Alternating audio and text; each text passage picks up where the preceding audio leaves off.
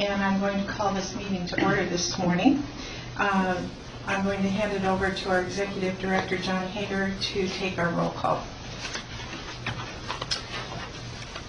Can I ask that I'm going to try and get the doctors and Mrs. and Mrs. correctly, but if I'm incorrect, please speak up and let me know.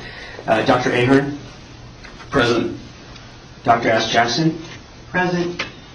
Mr. Finch? Present.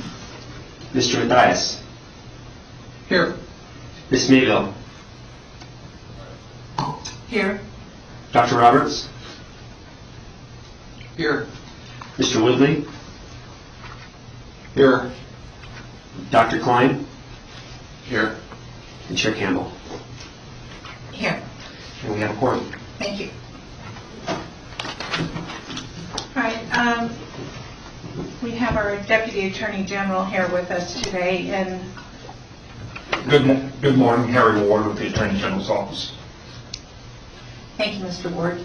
And I'm glad you're seated next to me because the public comment part of it is a challenge for me. So I guess we have the option of doing public comment at the beginning of the agenda and at the end, or we can select to have it during each of the topics on the agenda. My recommendation would be to have it at the beginning and at the end, and at your discretion, if you want to have them during the topics, you can have them then also, but when we close to finally have a final one last comment. Okay. As it is posted on the agenda. Okay. But that's up to you. All right. Thank you, Mr. Ward. Yes. For the record, John Hager, just so that everybody is aware, we received 3 public comments. I didn't get them until later in the afternoon and read them last night, so I didn't have a chance to send them out yet, but we will get those out to the committee. They are from Vicki Mayville, from Richard Roberts, and from Gail Conkey regarding pediatric vision. One was regarding brokers, and the other one was regarding qualified health plans and a recommendation on which qualified health plans should be chosen. So I will distribute those to the committee later today or this weekend. All right. Thank you, Mr. Hager. I will call for public comment then, and let's start down in Las Vegas. So, Dr. Klein, if you will help me on the Las Vegas portion of this. Sure, I see no public comment down here. All right, thank you. Do we have any public comment here in Carson City? Okay, thank you very much. Let's go on to item number 3 on the agenda, the report regarding the following matters to the advisory committee: status on federal regulations and status of work to be completed today. For the record, John Hager. Since the previous committee meeting, the federal government released Regulation CMS 9989F. It's the Patient Protection and Affordable Care Act, establishment of exchanges and qualified health plans, exchange standards for employers. It was released on March 12th. It provides mostly final guidance. There are some items in there that are interim final, meaning that they are waiting for a public comment on a few of the items, but generally speaking, the regulations have been finalized for the exchange. It pretty much takes the place of most of the proposed rules that are provided on page 2, except for the essential health benefits bulletins, kind of provide some clarification. We do discuss it in a later item, I believe, unless I'm getting confused with SHOP, but in any event, I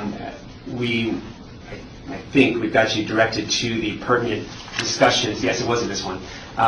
Specific guidance about the certification of qualified health plans, and then I referenced to, I think there's about 30 to 40 pages of questions and answers. It's kind of plain English that lets us understand all the legalese, so it helps out quite a bit. So we'll talk about that in a future agenda item. The status of work completed to date. You'll see the table on page 2 and page 3. Very similar to what we've seen in the past, except we've added the status columns so that you can follow along on where we're at. The first 2 items, final review, these are items that we'd like to get a recommendation to the board if necessary. So the review of the essential health benefits packages for Nevada's individual small group markets and develop recommended approach, and develop the key principles for the exchange operating model with regard to qualified health plan certification. What we want to get here is basically a strategic plan, key principles, the ideas that are going to govern the decisions that this committee makes. And so we want to provide those to the board, and you'll see those in agenda item number 4, I believe. If the board approves those and going forward, it makes our decision-making process a little bit easier. We know which direction we're going. We have initial reviews for 4 items. Review certification criteria required by the ACA and determine whether additional criteria should be used by the exchange. Review rate review and approval process. Review the types of plans purchased in the individual small group markets, and evaluate the extent to which benefits or cost sharing may be standardized within each plan level. So we're going to talk about those items as an initial review. We can certainly discuss them, but most of the documents there are very lengthy. We recognize that we didn't get those out till late yesterday, and so what I'd like to say is we were actually a month early because we were talking about those at the next meeting. So you have plenty of time to look at those over the next month before our next meeting. On the bottom of page 3, you'll see items that were provided at the previous committee meeting, and they're basically just cut and paste from the last time, so I'm not going to go through them. The new work completed. We actually, before the meeting on the 9th, we had a strategic planning session with the board on the 8th. However, we obviously didn't have time to get that strategic plan to the committee. And so the vision, mission, values, and goals of the board, the ones that have been at least tentatively approved by the board, are provided on page 5. That is provided for the committee so that it can kind of guide your decision-making process. The idea is all of these decisions that we make should be aligned with the mission, values, and goals of the board, of the exchange. Finally, Gorman Actuarial completed a Nevada health insurance market study on March 28th. So that was Wednesday. We've been able to, we've read previous drafts of it. The finalized version, again, came out on the 28th, so we have posted that. It is an attachment to item 8 of this item, and it's an attachment to item number 5 of the shop committee later today. So both your committee and the shop committee will be reviewing that document.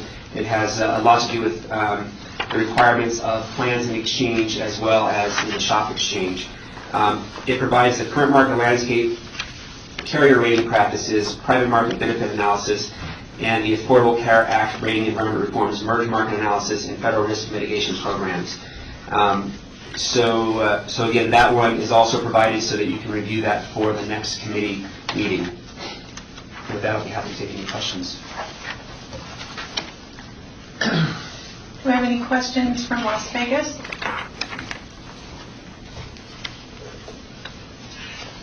See none. How about here in Carson City?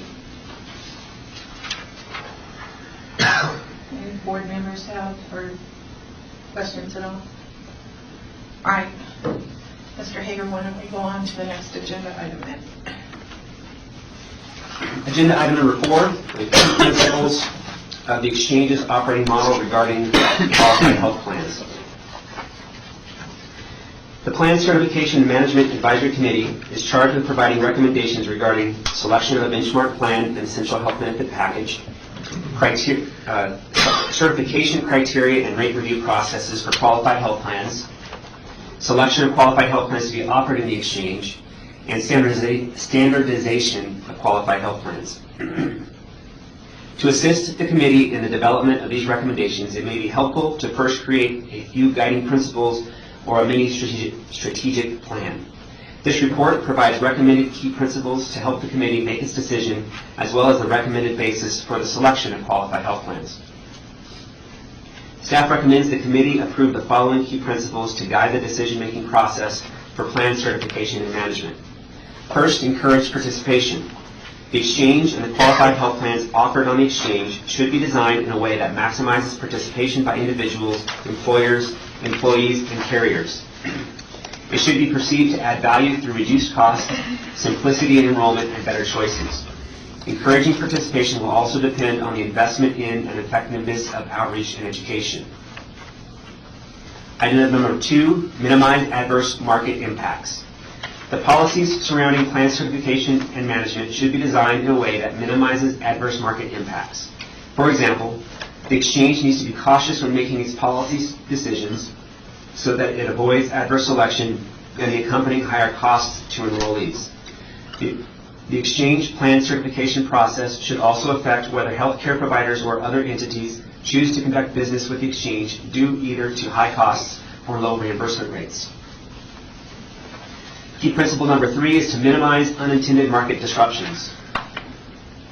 It is recognized that the Affordable Care Act was designed to disrupt the current market. However, there is a lot of unknowns surrounding qualified health plans and the effect the new market will have on enrollees. Carriers build that unknown into a risk margin in the rates, increasing premiums and decreasing affordability. The more the exchange market is modeled after the current market, the fewer disruptions that will occur and the lower the premium charged. Key principle number 4 is to protect special populations. The exchange should ensure access to affordable health care for vulnerable and underserved populations and protect them from excessive user fees and other harmful barriers to coverage. Item number 5, monitor, evaluate, and report routinely. The exchange policies should be subject to routine evaluation and annual adjustment. Such evaluations should consider their impact they have on individuals, employers, employees, carriers, etc. These evaluations should include an assessment of the impact the exchange is having on employer premiums. Reports of these assessments should be widely available and used to inform the continuous improvement of the exchange. Market facilitator. In the previous Plan Certification and Management Advisory Committee meeting, the committee discussed the market facilitator, selective contractor, and active purchaser model to select qualified health plans for sale in the exchange. A free market facilitator model provides a general structure capable of facilitating market competition, establishes basic rules for buyers and sellers, and serves as a source of reliable, impartial information about the available plans. An active purchaser exchange limits the number of plans by contracting directly with the insurance providers, standardizing plan design parameters, and directly negotiating rates with contracted plans. A selective contractor exchange does not negotiate rates, but is otherwise similar to an active purchaser. It is expected that the free market facilitator model will ensure the maximum participation by insurers and the widest choice for consumers. Staff requests the committee provide any additional information it would like to consider regarding plan certification and management key principles. So a few comments about these items. When we had the meeting the last time, we kind of jumped right into the meat of things without having a strategic plan or qualified or key principles to go by. And as we did research for some of the other committees, we realized, this really would be helpful to guide your decision-making process. If encouraging participation is the biggest thing, then that will change the way you make decisions. If protecting special populations is most important, then that will affect other decisions. So there's a couple of items that I'd like to point out. First of all, the market facilitator model. It appeared from the discussions at the last committee meeting that the committee was leaning toward a market facilitator model as opposed to a selective contractor or active purchaser. So we provided the market facilitator as the key principle rather than one of the other models. If I was incorrect, obviously we'd like to make sure that we go forward with what the committee's recommendation is so the board has the best information possible. The minimize unintended market disruptions is item number 3. That was actually brought about at the SHOP committee meeting. We did not have this prior to then. And what the SHOP committee indicated was while we want to minimize the disruption to the market to make sure that we don't create huge adverse selection issues, we don't push out a bunch of people out of the market. We also recognize that the Affordable Care Act was designed to disrupt the market, to change the way things are done. So while some disruption is okay, this whole process is designed to disrupt the market, we want to be very careful that we don't disrupt the market in a way that we end up with no enrollment or we end up with no health plans. We have to be very cautious of that. So that was I think, a very good add by the shop committee, and so I thought that would be a good idea to add that here as well. It kind of goes into the market minimize adverse market impacts and encourage participation. One other big item that the committee will have to decide is the balance between encouraging participation and protecting special populations. There will, at some point in one of the future one of the agenda items on this agenda, and then in future meetings, we will have to discuss at some point how we select the qualified health plans, what our guiding principles are for that, and whether we want to push toward the protecting special populations more, or if we want to encourage enrollment more, so encourage participation. If you protect special populations, you are providing benefits that increases cost. If you increase costs, you may not be able to have the same enrollment that you would otherwise have. So there's a balance there. While I do think that protecting special populations are important, we have to be careful because there's always a cost. And in a later item, we'll talk about the study that we plan on doing with the approval of the committee and the board. With that, I will be happy to take any questions. Dr. Klein, I'll start in Las Vegas again. Do you have any task force members there that have questions on these recommendations for key principles? Yes, this is Richard Roberts. Are you willing to accept comments or just questions? No, it's an open dialogue. Please, go ahead. I think there's two principles that we are missing and that we should discuss. And I'll tell you, although my orientation is towards the present and future Medicaid eligible population, I think these principles have equal applicability to the commercial population. And those two principles are, one, continuity of care. By continuity of care, I mean preservation of a benefit structure as one changes from one plan to the other, or perhaps from, in the case that's most concerning to me, if they are going from the Medicaid eligible population into the exchange for the first time with some support from the state towards the benefit premium. And the second principle is operational continuity of care.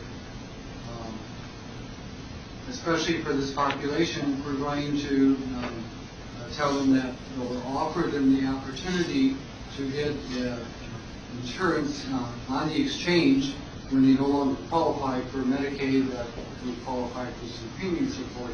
Then we should also be ensuring that the plans that they have available to choose from have similar networks, have similar quality improvement type principles and activities in place, and that they meet all of the activities and interests that they have experienced and enjoyed in Medicaid while in Medicaid.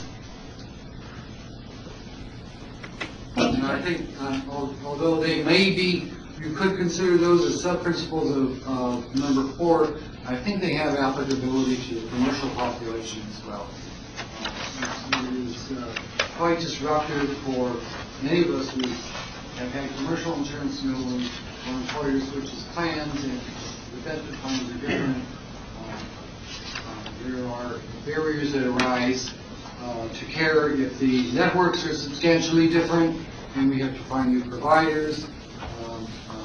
There's oftentimes problems with the continuity of care, continuing the same medication and the same treatment protocols that they had in the past. And those all lead to adverse outcomes. Thank you, Dr. Roberts. This conversation, I think Dr. Klein can add to, because it has been a topic of conversation at the board level. And I don't know, Dr. Klein, do you want to make a comment?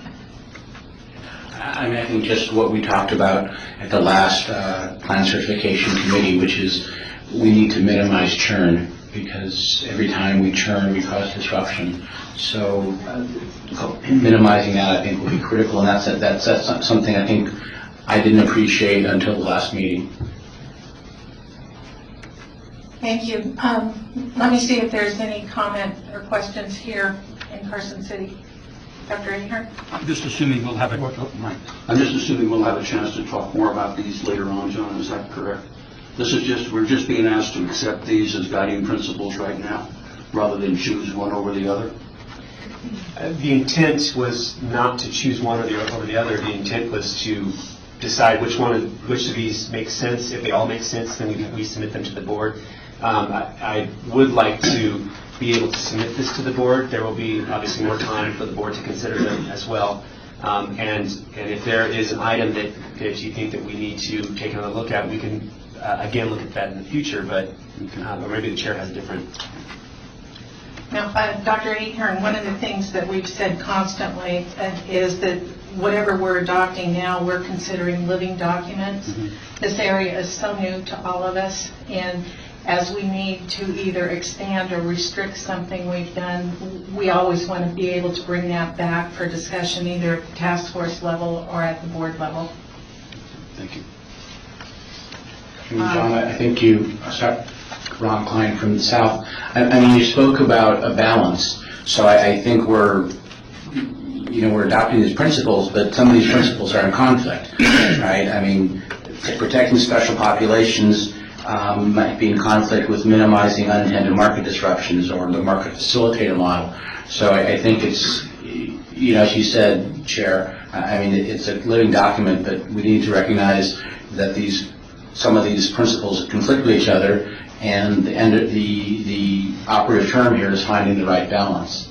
So we don't want these principles to limit what we can do and have somebody say 6 months from now, well, you said this, you can't do that. Thank you. Linda Ash Jackson. I have two things that I think that are probably missing. The first one is to manage and encourage consumer participation and consumer self-responsibility. I think we need to focus, this looks like some of the Africa white man's burden stuff from the 1870s, where we're going to give everything and not expect anybody to do anything back. So I think that's the first thing, is that we want to try to encourage consumers to take more responsibility for their health and be better consumers of healthcare and themselves. And the second one would be that we want to be sure that our major target is to improve patient outcomes, so that we're always thinking about it, and I use that broadly, regardless whether or not it's from a prevention perspective, from a disease outcome perspective. And I think that helps, this guides the business piece of it, that may guide some of the medical decision making. So much of the plan certification management stuff and a lot of the comments, I'm about 3/4 of the way through that tome, 600 and some page thing that came out a couple weeks ago, were related to access for people, vulnerable populations, what constitutes availability of care, things like that. So I think we have to sort of step back and say there are guiding principles in there that are inherent in the certification of the quality health plan, particularly around the accreditation, that ask us to that ask the plans to be competitive on improving care delivery and also to having patients take more responsibility for themselves. So I think, from my perspective, I think that belongs there. Bleeding heart doctor, yes, I apologize. I'm usually not a bleeding heart. It's just, it's in the law. Thank you, Dr. Ash Jackson. I appreciate the comments on that. I think one of the things that we find as we move through this process is that some of the topics of discussion in this task force might really fall over into another task force, and we might send some message to them. I like your comments about consumer participation, but we have a task force on that, and I'm not sure, maybe we could ask them to look at their key principles. Okay, great. We incorporate some of these so that we're not, No, that's this will fine. flow together, I'm sure, as we get going. No, that would be great. Thank you. Madam Chair? Yes. Sorry, Matthias. One thing I would suggest is that in the market facilitator paragraph, it can be interpreted as being a passive role, the way it's written. And I think that that's not what we have in mind, that it really has the guidance responsibility, assuring transparency, that in fact the connection is that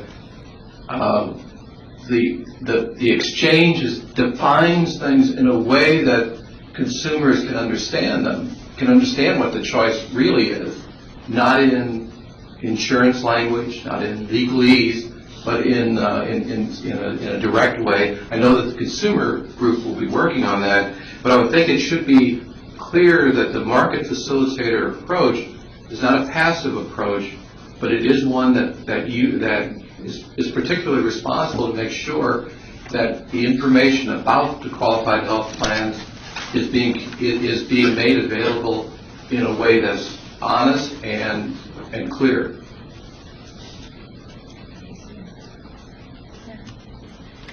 Thank you, Mr. Mathias. I think your comments could be incorporated into there, but let's have, unless anyone's objecting to incorporating some of these, I think we could direct John to. Okay. All right. Mr. Hager's asking me something here. I'm going to have him turn on his mic so that everyone can hear his question. We talked about two items, continuity of care and operational continuity of care. And I'm not sure I get the difference between the two. To me, they're one thing, but if the committee wants to separate them out, that is fine. My understanding for continuity of care would be to minimize the churn between Medicaid and the exchange and ensure that items such as pre-authorizations can carry over from one group to the next, and network maintenance, so you don't have different doctors going from Medicaid to the exchange. I will say that there are typically two ways to look at plans on the exchange and Medicaid. Some states are saying that if you operate on the exchange, you have to offer a plan in Medicaid.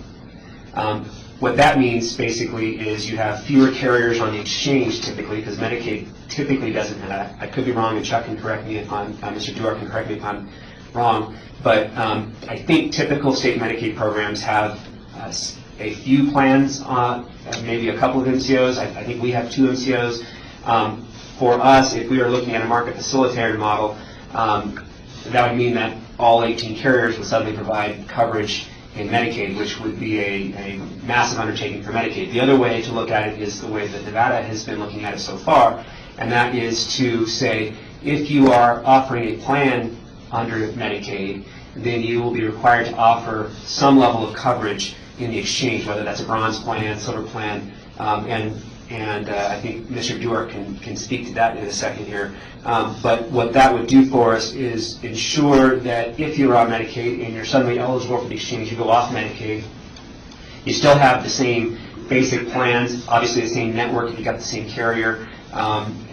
Theoretically, we can ensure that things like pre-auths carry over from one plan to the next. You probably would not have carryover of deductible cost sharing because you've got a different income level suddenly, so there's a reason you're going on to the exchange. But at least pre-auths and networks that the doctors that are provided would be continuous. The difficulty becomes going down from the exchange down to Medicaid. There are plans on the exchange that will not have coverage on Medicaid, and in that case you may not have your doctor if you're going down the scale. So, and it's a difficult thing to do. Part of the challenge is, I believe from Mr. Duarte's perspective, is making sure that their managed care organizations have adequate networks and all that. So actually, if I could ask Mr. Duarte to speak to that, if I've made any mistakes, please let me know. Thank you. For the record, Charles Duarte, Administrator for the Division of Healthcare Financing and Policy. And John, you did correctly state our current position and way of thinking with regard to managed care coverage for Medicaid clients. We are looking to require them to have a plan offering a QHP on the exchange. And you are correct that while that may provide continuity of care as folks move from Medicaid to a higher income standard onto the exchange and subsidized coverage, it protects them there. It's more difficult to protect them on the downward stroke, so that they would be having continuity of care moving from the exchange to Medicaid. So that becomes more of an issue, and we do have fairly significant standards for participation. Some of them federally required, some of them required through contract, and so I think we are going to be perhaps slightly different in terms of what we require health plans to do in order to participate in our respective programs, but hopefully it won't be that different. So if I could ask Dr. Roberts, could you explain the differences between the two continuity of care items that you provided? Yes, well, there are two issues. There was a continuity of care in which somebody is receiving treatment from a physician. They're under some sort of treatment plan. They may or may not have pre-authorized services, and then their income makes them ineligible for the Medicaid plan, and they're encouraged to participate in the exchange and choose a plan and receive premium support. Ideally, you would like to be able to have that person continue to receive the same care as they have in the past. But there are two parts of that. One is, is that doctor still in the operating in the exchange as well as in the Medicaid plan? Are the facilities and services being provided, are they the same or similar? Will the pre-authorization carry over? But the second part of that is also, are the benefits the same? The Medicaid benefit structure is somewhat unusual and is different than a lot of commercial benefit plans. There are items and services that are benefit under Medicaid that are not in commercial plans, and vice versa. So the worst thing that would happen would be that somebody who's under Medicaid is receiving a needed service, and then they cross over and have to choose a plan that doesn't offer that service whatsoever because it's not in the benefit plan. So there is a continuity, a benefit continuity of care. There's also an operation, which is they get to continue with the same network, seeing the same people. That's the Madam Chair. Yes, Mr. Duarte. Charles Duarte for the record. One other comment with regards to individuals moving from the exchange into Medicaid. I think for those individuals moving from subsidized coverage to a Medicaid benefit plan, the benefit plan available to them at higher income standards for Medicaid is going to be very much akin to the benefit plans offered through the exchange, essentially the guiding principle of the essential health benefits. And so I think there will be some, at least close similarities. The differences occur when an individual becomes fully Medicaid eligible for everything we have in what we call our state plan. And there are services, health services and other types of services that otherwise would not be paid for by commercial insurance. But most likely they're moving into what we would be calling our new eligible group, which are where they'd be offered only essential health benefit type programs, or benchmark equivalent type programs, which will look very much like exchange coverage. And then with respect to people, again, moving from the exchange to Medicaid, there are protections that we could put in place and require either our health plans or in areas where health plans aren't serving members, Medicaid members, to make sure that there is some period of continuity with their current provider or current medications, so that there isn't a cliff waiting for them as they move from one plan to the other. So there are policies that we can put in place on the Medicaid side that may assist with that continuity. I'd be happy to deal with those later as we move forward with this discussion. Thank you, Mr. Duarte. Do we have any other comments from board members or task force members here? Any more Madam Chair? in Las Vegas? Yes. Larry Mathias, just one thing, it seems to me that at both meetings, we've spent a lot of time talking about the potential impact on Medicaid in the future, and maybe that should be one of the guiding principles here, is to assess and minimize adverse impacts on the state Medicaid program.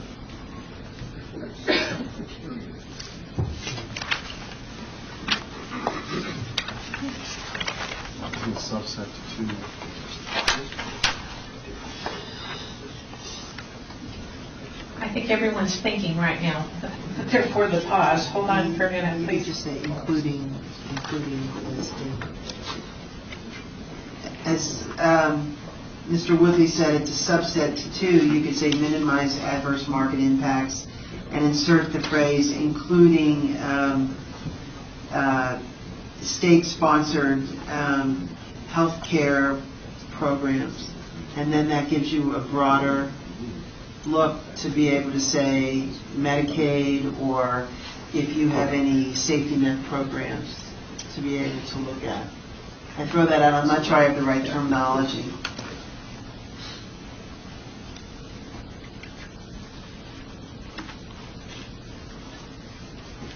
Thank you for that. And sometimes I find that we can make some suggested language changes and then let Mr. Hager go back and kind of rework so that he incorporates it a little more fully.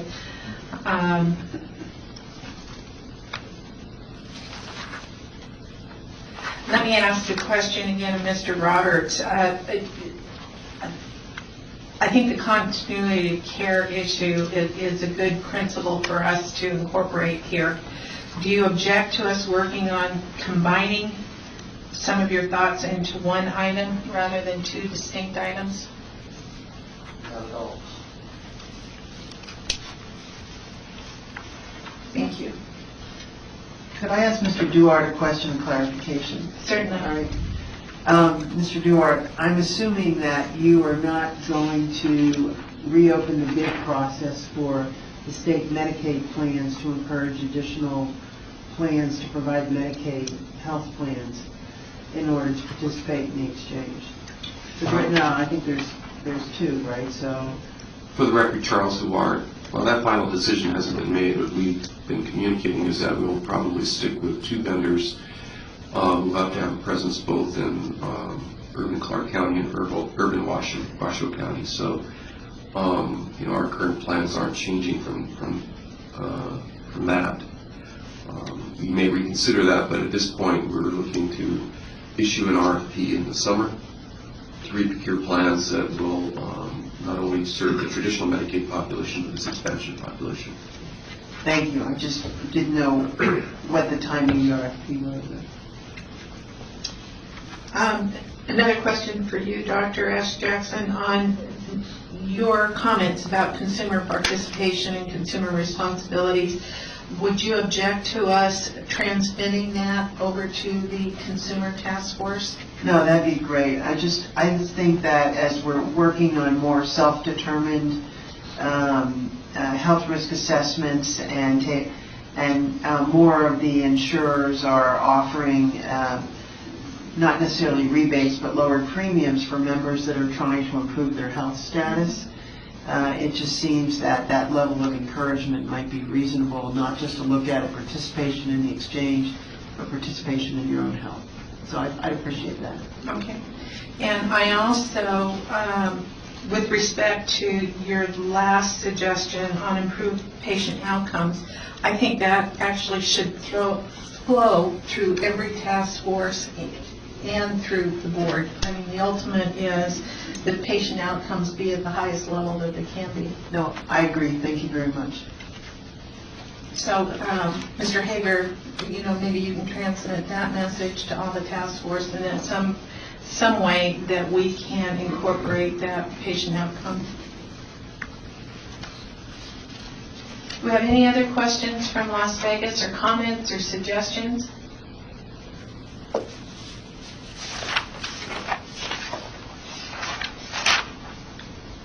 sound like any.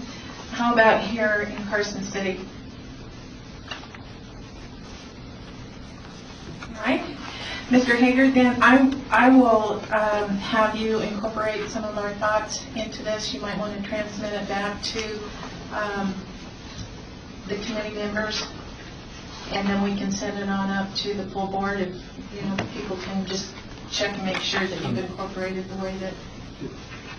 I would prefer if we could discuss them.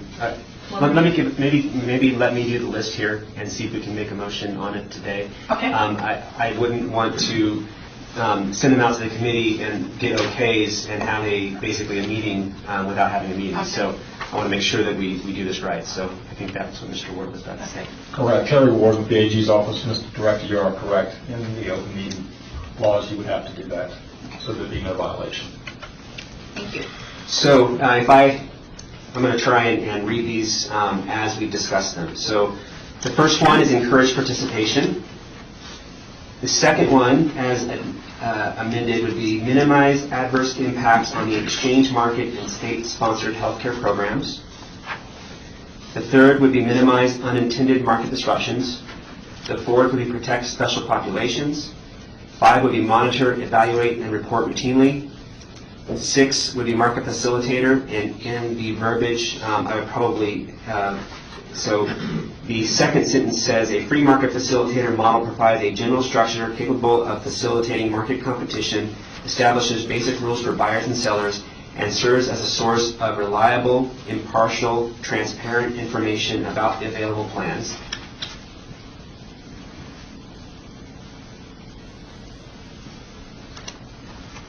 Item number 7 is maximize continuity of care, and number 8 is improve patient outcomes.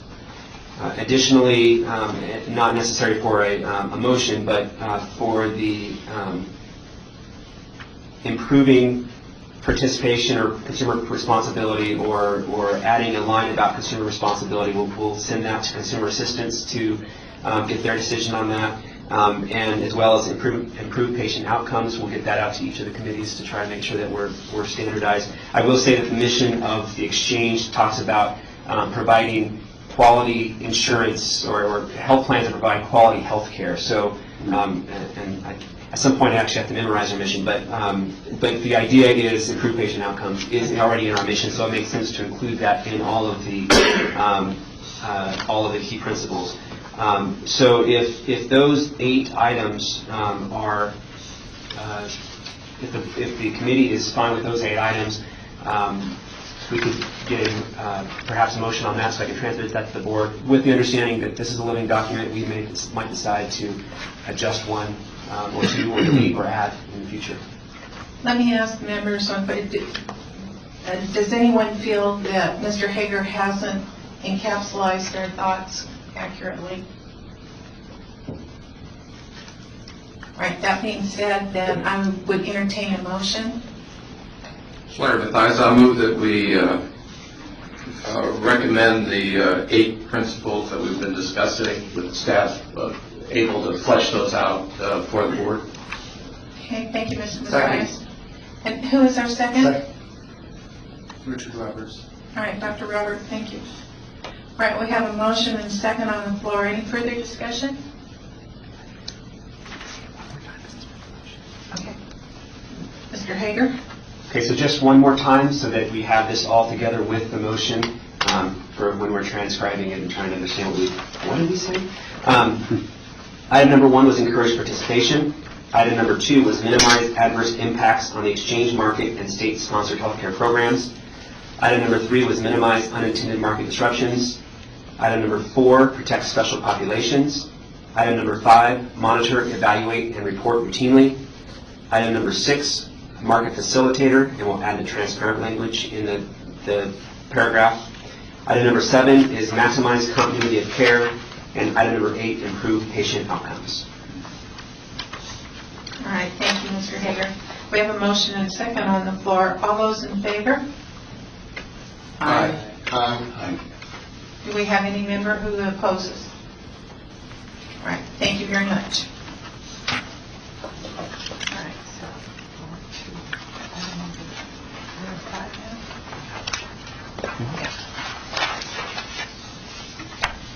we're moving on to item number 5, discuss and approve the process to select the essential health benefit packages for Nevada's individual and small group market. Mr. Hooper? Section 1302 of the Affordable Care Act requires that any health insurance plan that is offered to an individual or small business must cover the 10 broad categories of services or essential health benefits. Furthermore, CMS has indicated that states must choose a benchmark plan from a list of 10 plans in the states. The 3 largest small employer group plans, the 3 largest state plans, the largest HMO, and the largest 3 federal plans. Any service covered in the benchmark plan, as well as the essential health benefits, are required to be covered by all qualified health plans offered in the exchange. Any state mandate that is not included in the benchmark plan or list of ACA essential health benefits would be considered a non-qualifying mandate. The state is required to pay for the portion of the premium tax credit that is based on any premium increase due to the increase in costs caused by a non-qualifying mandate. And I will say I don't think you'll see non-qualifying mandate anywhere in the literature, but it was difficult to write this without putting a tagline on it. So just so I can clarify that, a non-qualifying mandate, what I'm trying to get across is that the federal government will not pay premium tax credits on the portion of coverage that is a state mandate that's not covered in one of the essential health benefits or one of the benchmark plans. So I think that helps a little bit, but it's so basically what you do is you take your premiums and you say, all right, this is all the premiums that are required by the Affordable Care Act, and this premium is part of the premium is required by the Affordable Care Act, or required by the state mandate, and whatever that extra premium is, the state has to pay its percentage. How we pay for that, we don't know, either through the general fund, through assessments to the exchange. In any event, it's a cost to the state. So we want to be very cognizant of that, and that will guide our decision-making process going forward. We kind of jumped right into this. I talked about this briefly in agenda item number 3. We kind of jumped right into the discussion on what plans we want to choose. And part of that was because at the time we thought that the Medicaid plan had to be aligned with the market plan. Now, we might want to do some alignment because of the continuity of care discussion that we had earlier. But if the way the understanding was prior to the promulgation of these regulations, the recent regulations, we thought that the Medicaid plan had to basically be the same as the market plans. Well, when that happens, there are things that Medicaid doesn't cover now, and it would be an increase in cost that the feds would not pay for. So we had to be very careful about how that happened. In addition to that, Mr. Duart's office needed to have a decision on that for the April board meeting because they are, through their processes, budgeting processes, et cetera, they had to make sure that they knew what we were talking about. When they split up, when the federal government split up the 2 plans, they made it clear that those do not have to be linked. At that point, the pressure to get a decision on this calmed down a little bit, and it allowed us some time to come up with our key principles, do some studies, make sure that we do this right. So that's a long way of saying the paragraph, the first paragraph on page 2. Previously, staff recommended the exchange select as a benchmark plan one of the 2 small employer HMO plans listed in section 4.1 of, and I apologize, that's attachment A of the previous agenda. It's not included here. The recommendation was made because all state mandates are covered by these plans, eliminating any potential cost to the state created by the mandates. Additionally, it is likely these small group plans more closely mimic the plans that will be offered in the shop exchange and individual exchange. It should be noted that state mandates are currently included in the small group market, and the cost of those mandates are spread out among all employees. In the individual market, the state mandates are offered, but often require an additional rider that increases the premium to a point where the consumer decides not to buy the rider. So if an insurance company is required to provide insurance to an individual, they're going to have to, and those riders are included, they're required to be part of the individual plan that's offered. That would drive up the cost of premium. So we have to be cognizant of any state mandate that is not currently part of the full rating of a premium would increase costs for everybody because everybody's going to be pooled now rather than individual premiums. It should be noted that the state mandates, I already read that one. Next paragraph. Prior to selecting a specific plan to choose as a benchmark plan, it is important to take a step back and determine the strategy the committee and the board would like to take in its selection of the plan. The committee should base its recommended approach to selecting the benchmark plan based on the key principles discussed in agenda item number 4. The key principle, encourage participation, is emphasized by a decision that lowers premium costs. The key principle, protect special populations, is emphasized by a decision that includes additional services. So as Dr. Klein mentioned, there is a balance between these items. We need to make sure that we strike the proper balance and understand all of the issues and costs that are associated with that. So if the committee and the board wish to lower premiums, then it should consider a process that selects a plan that does not include all of the state mandates, such as one of the federal plans. The board would then need to commit to a strategy that eliminates state mandates through the legislative process, which may not happen, so we have to be cognizant of the political reality as well. If the committee and the board wish to protect special populations, then it should consider a process that selects a plan with more services offered. And one of the public comment items that we received indicated that they preferred that we provide as a benchmark plan, I believe it was the self-funded, well, they said the State of Nevada Public Employee Benefits Program. I think what they meant was the self-funded program that's provided through them, which provides coverage for a lot of different services. And again, this discussion is absent of the cost sharing. It does not include the discussion about deductibles, co-insurance, co-pays. That's a completely separate topic. It's simply talking about the services that are offered in a qualified health plan. Staff intends to engage an actuarial organization that can study the 10 benchmark plans to determine the difference in premiums between the plans and the potential premium tax credit costs to the state should a benchmark plan be selected that does not include a state mandate and the mandate is not repealed. So we need to know what are the costs for this. If you include all the mandates, compare that cost of a premium to if you exclude some of the mandates, and so you'll have a percent, maybe the premium cost is 1% more with all the mandates or 2% more. Or if you exclude the mandate in the plans and then the legislature doesn't change the mandate, there's the cost to the state, so we need to know what that cost is. So if we can get a good analysis of that, and we're going to start going forward and figuring out who can do this analysis for us, bring it back. My hope is to have it by the May committee meeting. So this wouldn't be a discussion for April. I don't think there's any way that an actuarial firm could provide that review in a few weeks. So I think even May might be difficult. It's not something that we have to have right away, although we do need to make a decision on it. Probably no later than the summer. That would actually push back the calendar a little bit, but again, we have a little bit of time on this, so we should be okay. So staff's recommendation to the advisory committee is that they recommend to the board which key principles it wishes to emphasize in the selected benchmark plan and provide additional direction regarding the actuarial report to study the 10 benchmark plans. Again, it's not necessary that we have direction on this. It might be that the key principle to emphasize will come out of the costs, and so perhaps you want to delay that discussion until we actually get an analysis and we can have a time to look at the whole thing. And then as far as the actuarial report, if there's something that we did not include here that you think needs to be included, by all means, let us know so that we can include it in our request to the firm that will be doing the report.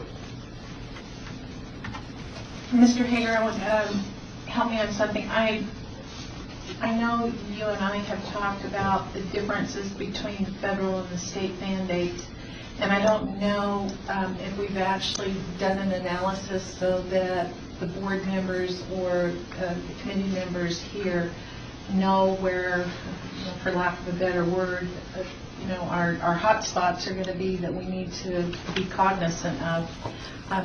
Can you tell me if the committee's seen it, the board? I know we talked about it, but I don't know that we've actually identified it so everyone knows. In the previous committee meeting, we identified the state mandates, or at least, well, we identified a list of 27 or so state mandates. There were a lot of questions about those. For instance, one of the questions, one of the state mandates talked about, I think it was acupuncture, And it wasn't that it was required to provide acupuncture, but that if you provide acupuncture on your plan, not only can a doctor do it, but you have to allow what's the term, an acupuncturist? What's A doctor, an OMD. an OMD. So there are mandates of that require equal services, equal providers, different providers other than a doctor. It doesn't necessarily mean that that service has to be provided, and so that part we have not done yet.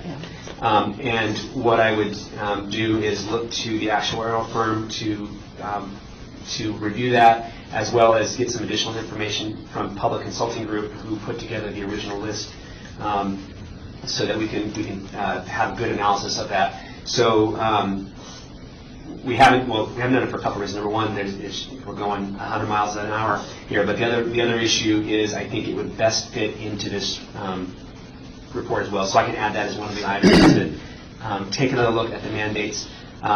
The idea behind this was to compare the 10 plans together and see what items are offered on one plan that aren't offered on another plan, and to be a little more specific than the overall broad data that we've received so far, and then to see how that affects cost. And that was my question to you along the way, because at some point in time, I don't know if this is the point in time, we need to analyze if these plans have all the state mandates in it, what is going to be the difference on the consumer side, the difference in cost, and also what is going to be the difference in state obligation. And that's why I think that financial analysis is so important to all of us as we move forward. Do we have any questions in Las Vegas regarding? Yeah, Ron Klein. Just one question and then a comment. You mentioned on page 2 that the staff recommended the benchmark plan, one of the 2 small employer HMO plans. I thought we didn't really talk about HMO plans per se, but we just spoke about state plans, small employer plans, period. I don't think we specified HMO plans. So I don't know if that's a mistake on my part or your part, but we just talked about small employer plans. We didn't get into the HMO versus PPO or anything like that. For the record, John Hager, as a committee, the committee discussed all 3 of them. Staff recommendation in the actual packet was the 2 HMO, small employer plans. But again, that's just a staff recommendation. It's completely up to the board or committee. Okay. And then the second would just be a comment, and I agree, that there may be a lot of overlap between the federal mandates and the ACA and Nevada state mandates, but I think we've got enough work to do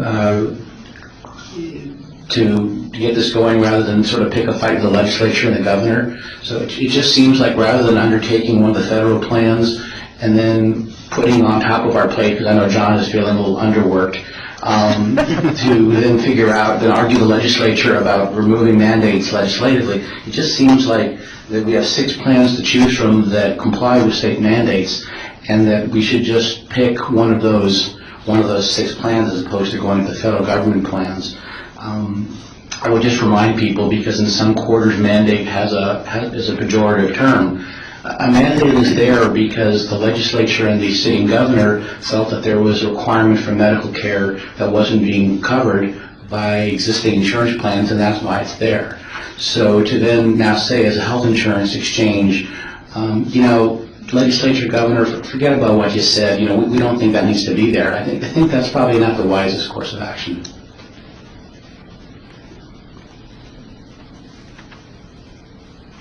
Dr. Klein, I just need... Vicki Mayville. Yes, Ms. Mayville. I just have one question. Do we have to pick for the essential health benefits, since individual plans and small group plans that have different mandates, do we have to pick just one? Can we do a separate one for individual? And that was my question. I am about 98% sure that you have to select one plan.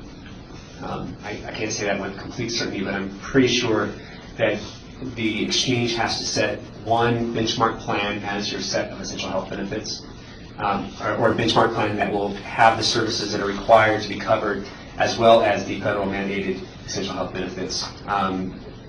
And again, the services that are provided, again, are meant to standardize care throughout the market, but they are a separate discussion from the co-pays, co-insurance, and deductibles. And those actually, those are where you see the biggest differences, I think, between the individual market and the small group market. I could be wrong.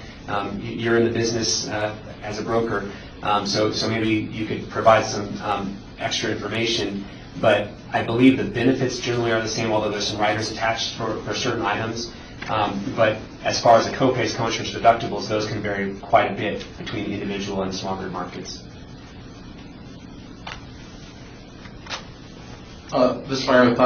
Mayor, it seems to me that almost every one of the mandated benefits of coverage benefits that we have in the state are included, at least in a general way, in the ACA's essential benefits interpretation. I think we need to tease out exactly where we would be non-compliant with that by adopting a state benefit, and be prepared to address why that would be a good idea not to continue it or whatever. But I think that most of what's in here are, in my reading of the huge federal document and its successor federal documents, it looks to me like most of these, with the exception of, I think, the specific provider who can do things. The ones that really talk about conditions that are required to be covered and treatments that are required to be available seem to me to be overwhelmingly contained within the federal guidance documents.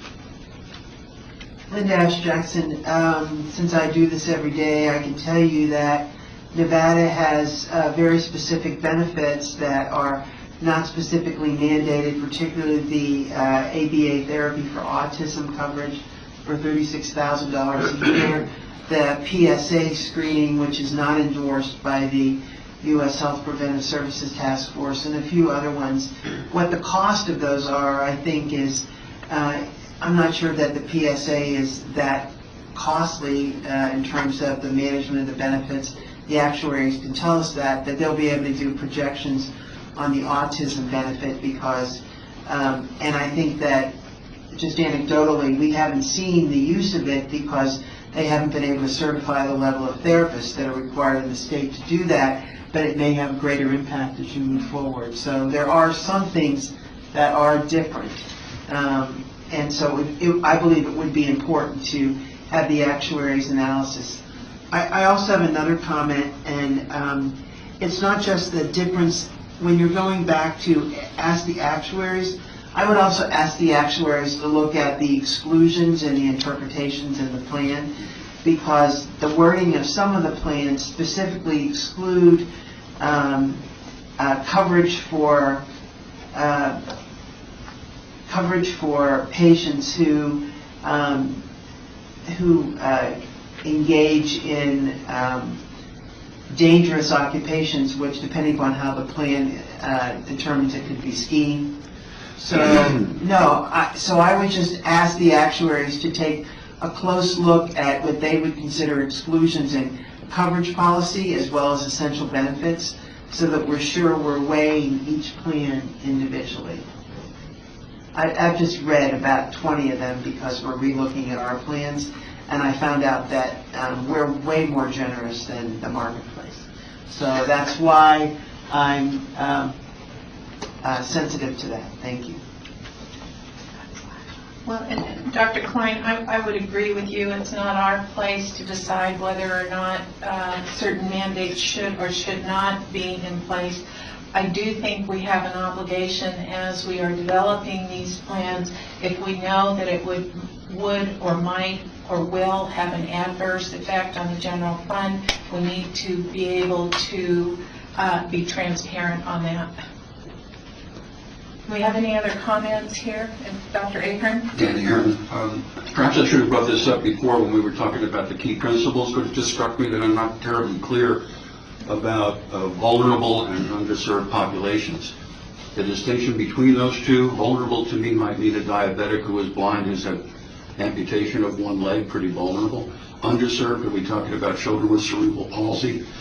What exactly, excuse me, what exactly does staff have in mind when they use the terms vulnerable and underserved populations? Yes. Yes, thank you. It could be it could be those items. It could be any type of service. Dr. Ash Jackson brought up the autism population. So a good example is for the autism population. If you remove that mandate, theoretically, costs should decrease, which would encourage participation. But then you are not protecting that population. It's not a specific group. It's again, the key principles are not designed to be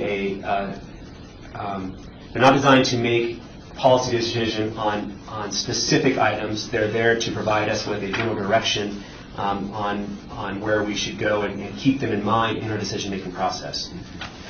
When we talk about cost, I'd just like to suggest that cost up front is one thing, cost downstream if we don't provide that care is another thing.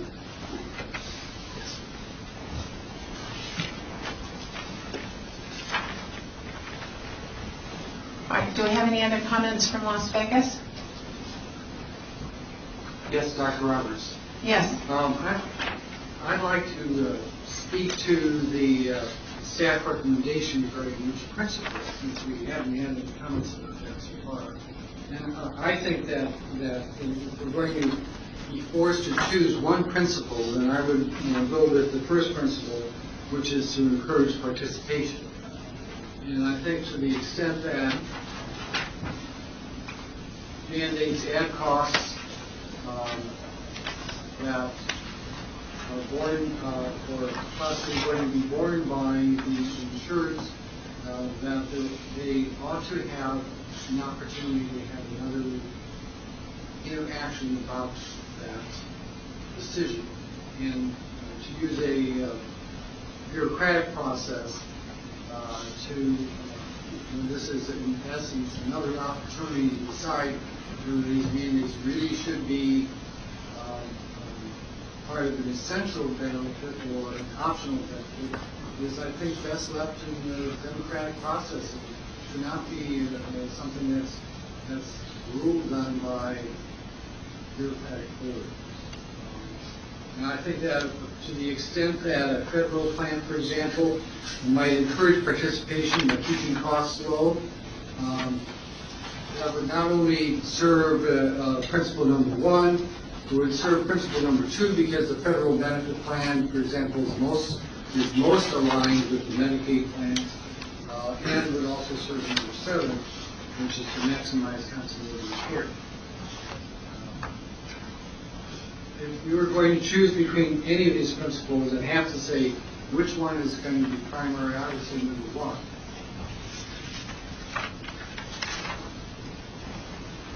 Thank you, Dr. Roberts. And may I, when you speak the next time, could I ask you to get just a little bit closer to your microphone? It's hard sometimes to hear what you're saying to us here. Thank you. Any other comments from Las Vegas? All right. How about here in Carson City?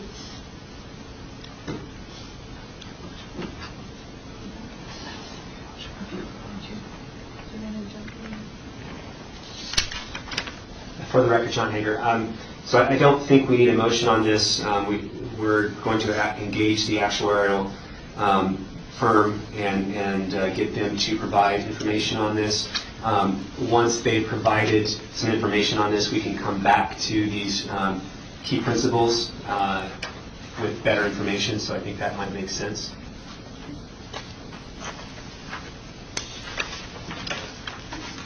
All right, that being said, we'll move on to agenda item number 6, which is review the certification criteria required by the ACA and determine whether additional criteria should be used by the exchange. And this will be our initial review. Section 1311 D4A of the Patient Protection and Affordable Care Act requires state exchanges implement procedures for the certification, recertification, and decertification, qualified health plans consistent with guidelines developed by the Secretary under subsection C of health plans as qualified health plans. Subpart K of the final regulation that was issued this month provides greater detail regarding those standards, specifically sections 155.1020, which is qualified health plan issuer rate and benefit information, 155.1050, establishment of exchange network adequacy standards, and 155.1055, service area of a qualified health plan, provide specific information regarding those standards.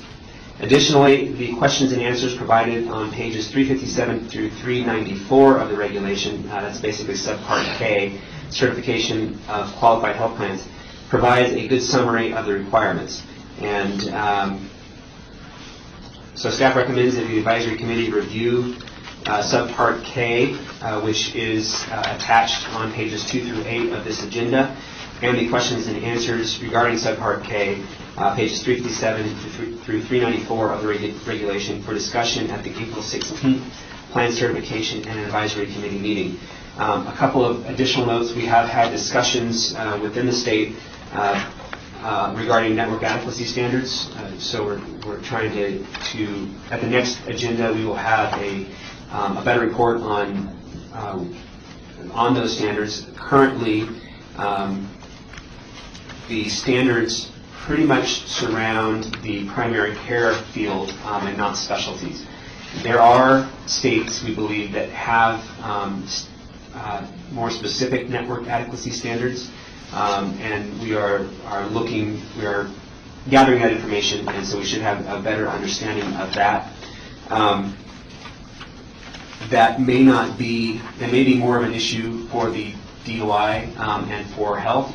However, it wouldn't hurt at that point to have a recommendation to the DOI or health, and that would be for the April 16th meeting. So we'll come back with additional information in addition to this information here. So you'll have the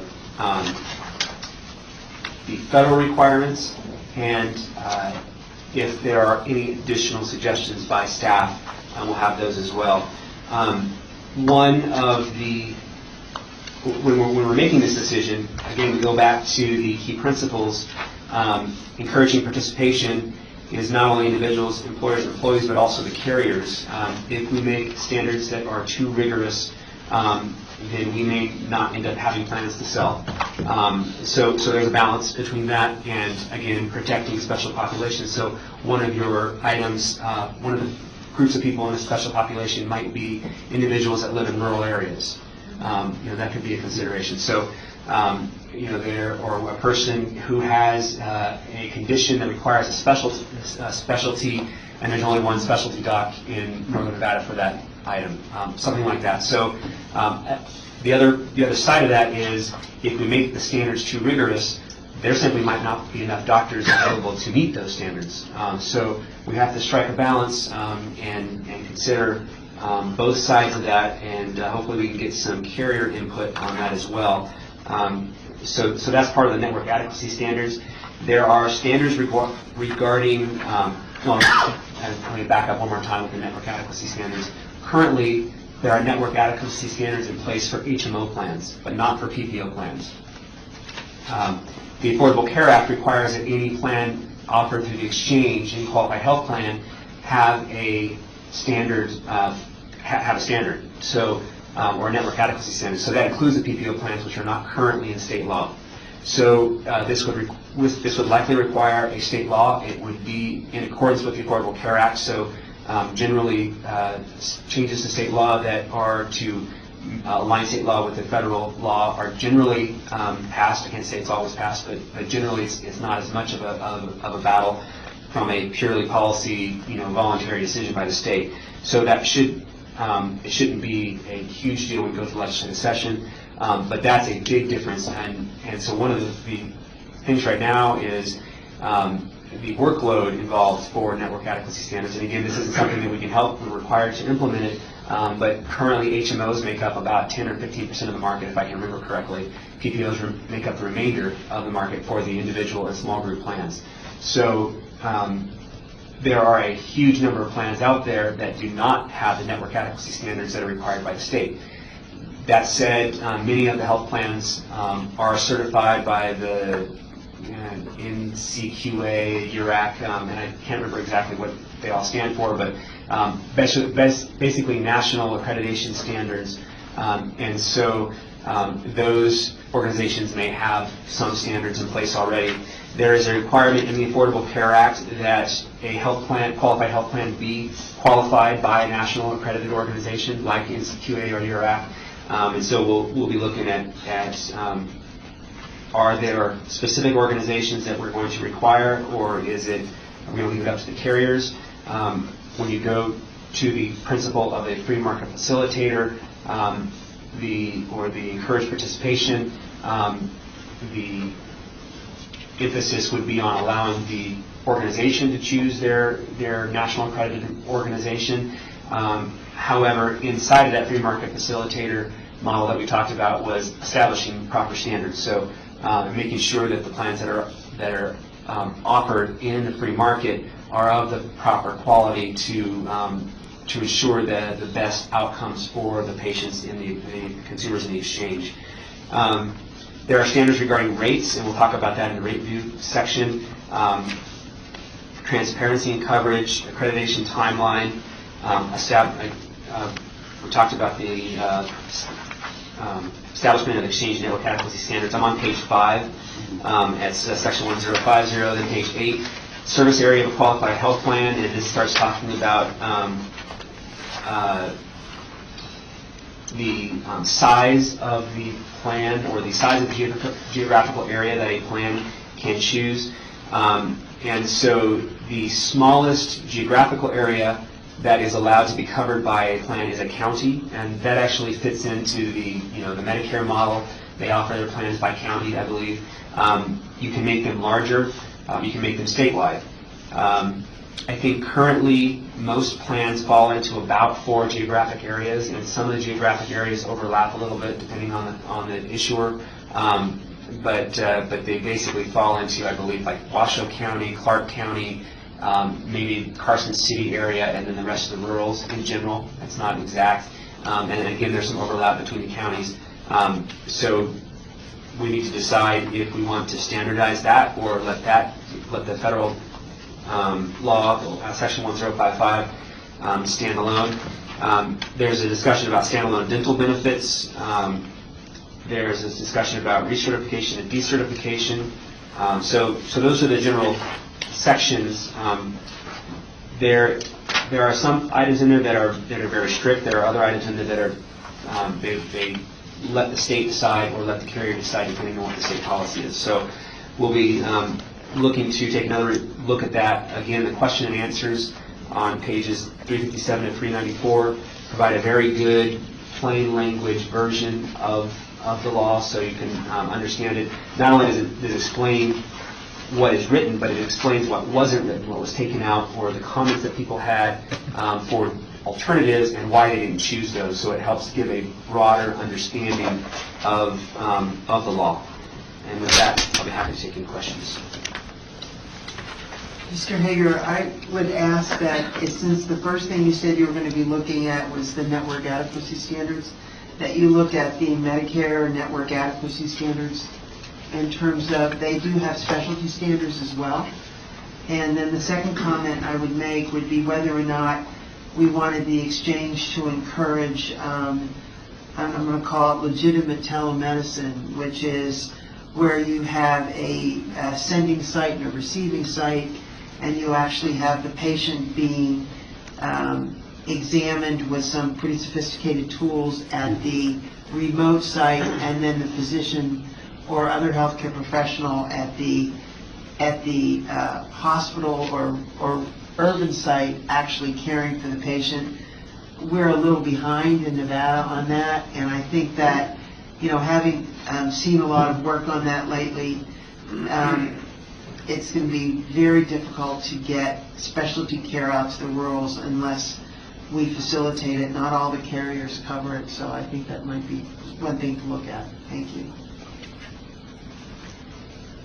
I would agree with you on that. There's a lot coming up with telemedicine right now, and a lot of credentialing that's taking place at all the hospitals with all of it.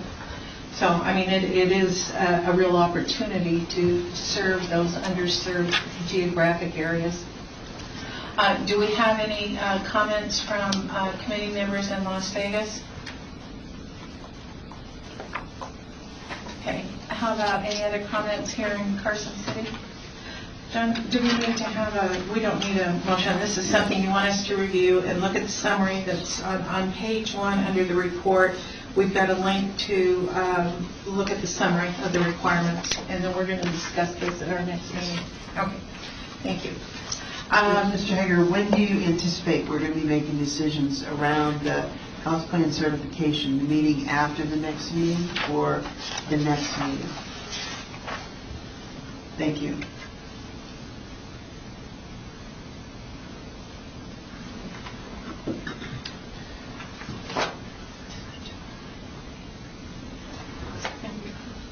Yeah, so agenda item number 3, pages 2 and 3 have the table on when we expect to send these items to the board meeting. So review of the certification criteria required by the ACA and determine whether additional criteria should be used. That exchange is for the May 10th board meeting. So theoretically, that would be at the next committee meeting where we would make our recommendations to the board. If we have to delay that a month, that would not be a major issue. We could do that if the committee decides we need a little bit more time. I'm starting to get ahead of this tidal wave of stuff that we're doing, so hopefully I'll get this information out sooner rather than later. No, I just have a concern because of the accreditation timeline for the exchange, and I think when we work our way through the report that you got for the shop exchange, to look at the number of people and plans that are offered in Nevada, it'll be interesting to take a look at what sort of timelines that are necessary to get accreditations for, and whether or not we have local plans or in fact multi-state plans that are going to need to become accredited through OPM in order to be able to have enough people enough plans in the exchange. And I need to clarify a couple of things. While there are requirements for accreditation standards, I don't think that those are required on Go Live on January 2014. We are required, in order for the exchange to be certified by the federal government, we need to have a plan in place to have the certification. So if we require accreditation, if we decide in the next couple of months that we need accreditation, it may be that the accreditation process is 2 or 3 years. So we figure out how long it's supposed to take, and we organize our plans so that it is set up for the proper date so the qualified health plans can get to that point. Right, that's my point. I didn't know if we were going to say, okay, here's the date, or here's all the issues related to getting to that place, and therefore we're willing to take it out 1 year, 2 years, 3 years with applications in place, etc. Thank you.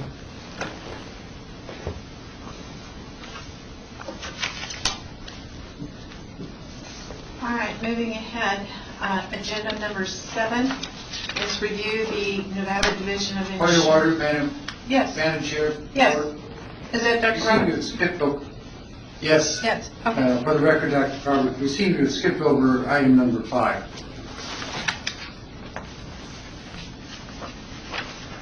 Henry Ward with the Attorney General's office. While the agenda says discuss and approve, it is not required for this committee to take action. I don't know if that's what your point of order is. There was no action, no vote taken on agenda item number 4, and it's not required. No, I was referring to item number 5. We went from item number 4 to item number 6 on the agenda. No, we didn't. We went through 5. No. We went through 5.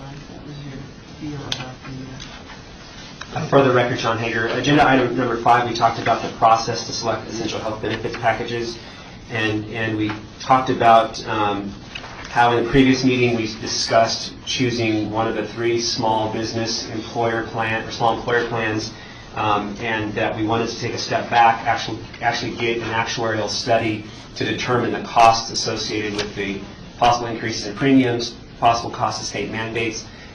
Regardless of whether or not we decide to change state mandates, Chairman Campbell indicated that that it's probably a good idea for us to have to understand what the costs are associated with that. So I indicated I didn't need an action to go forward with the actuarial report.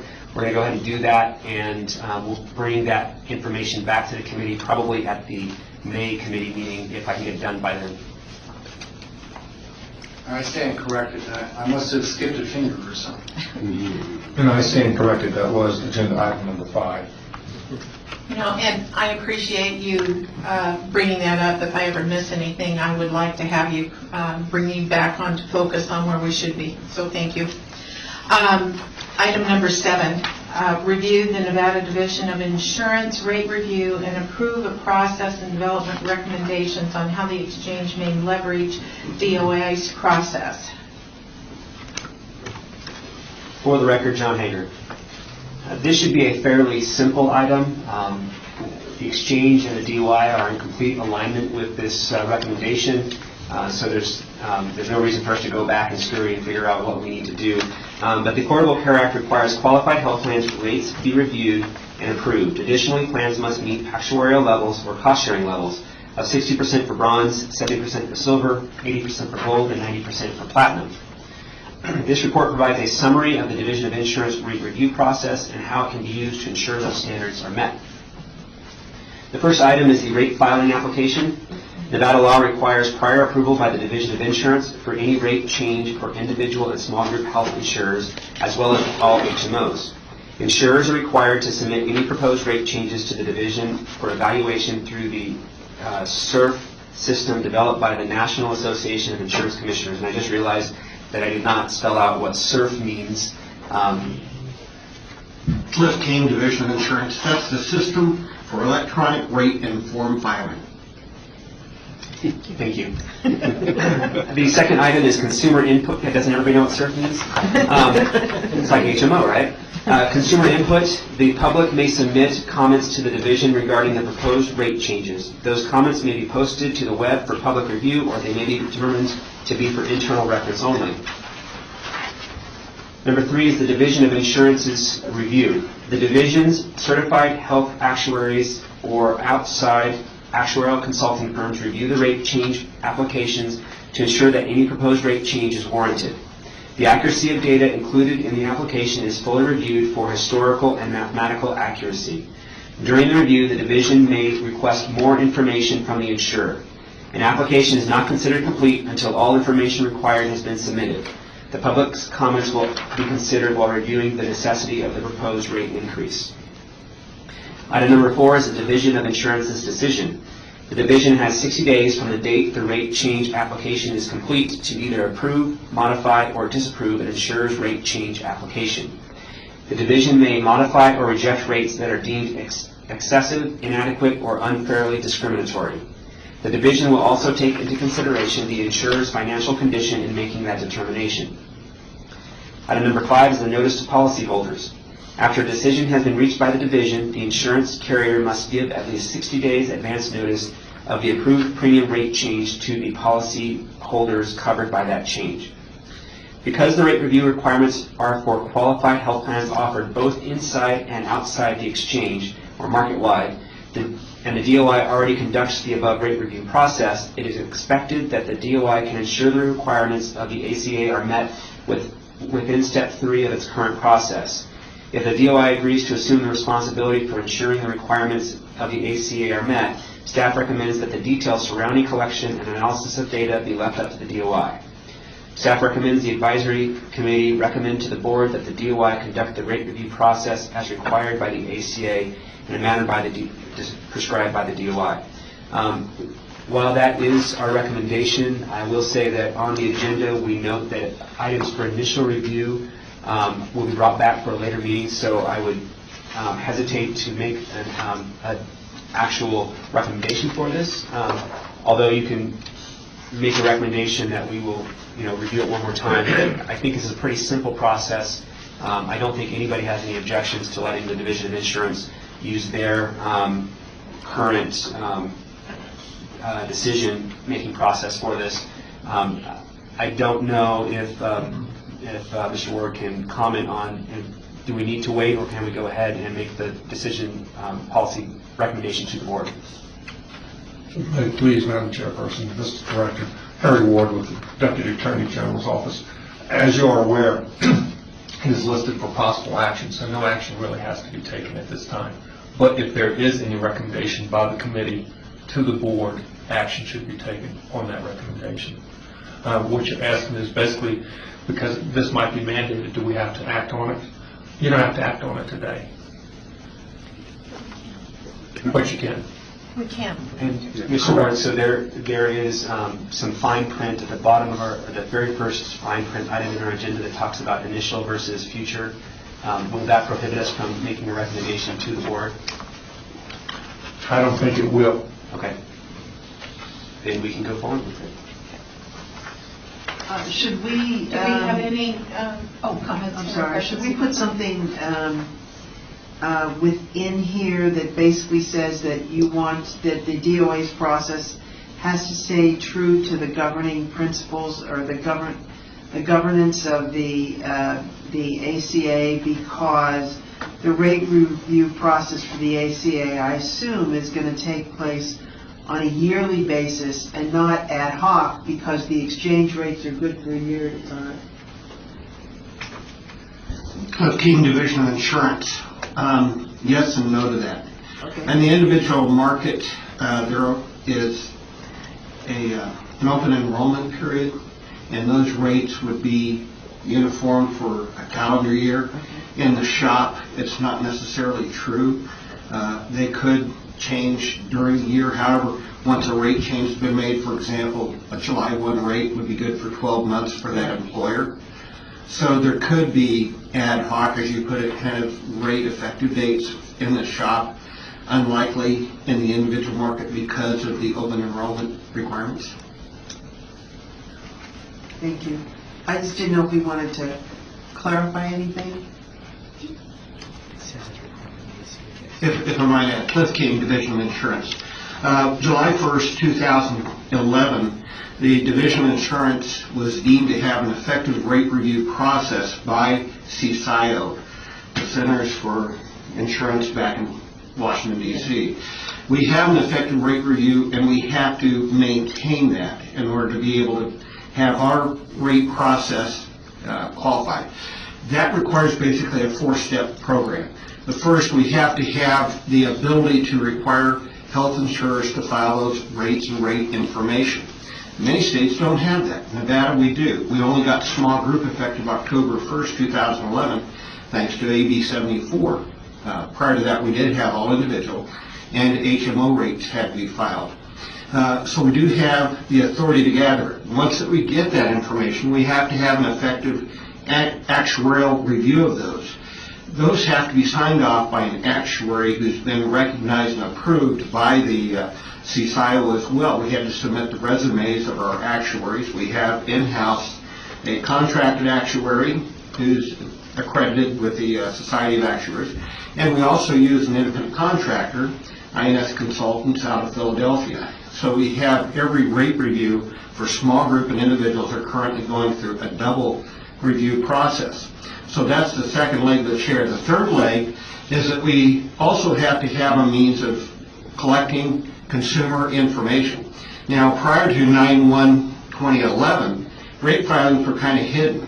They were not, most of it was not public information. We worked with Do It.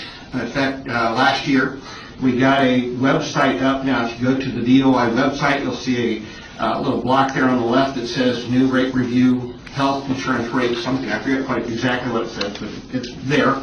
You click on that, and you can review health insurance rates, rate filings.